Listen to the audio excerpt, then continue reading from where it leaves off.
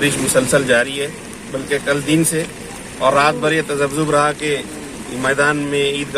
کی نماز پڑھی جائے یا نہ پڑھی جائے، لیکن صبح ہوتے ہی فون آنا شروع ہے ماشاءاللہ، اور ہم کو یہ اطلاع ملی کہ لوگ اپنی ایک خاص تعداد کے اندر عیدگاہ پہنچ رہے ہیں ماشاءاللہ۔ پھر ہم بھی یہاں پر پہنچے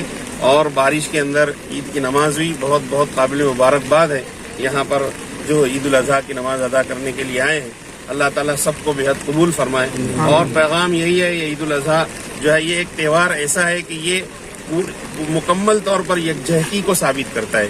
اس لیے کہ حضرت ابراہیم علیہ السلام دنیا کی تمام قوموں کے مقتدی اور پیشوا ہیں۔ اسی طرح جس جانوروں کی قربانی دی جاتی ہے، جانوروں کو پالنے میں، جانوروں کی پرورش کرنے میں اور اس کی خرید و فروخت کے اندر جہاں مسلمان اس کو خریدتے ہیں اور اس کی قربانی کرتے ہیں، وہی ہمارے برادران وطن اس کو پالتے ہیں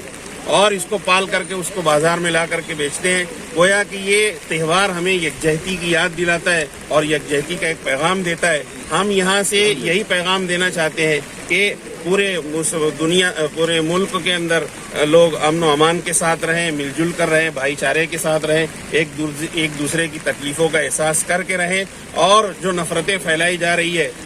ہر آدمی انصاف پسند دل یہ اس بات کو جانتا ہے کہ بہت ساری غلط باتیں پھیلائی جاتی ہے جس کی وجہ سے نفرتیں پھیلتی ہے۔ غلط باتوں کو غلط سمجھے اور صحیح باتوں کو پھیلائے، یہی ہمارا پیغام ہے۔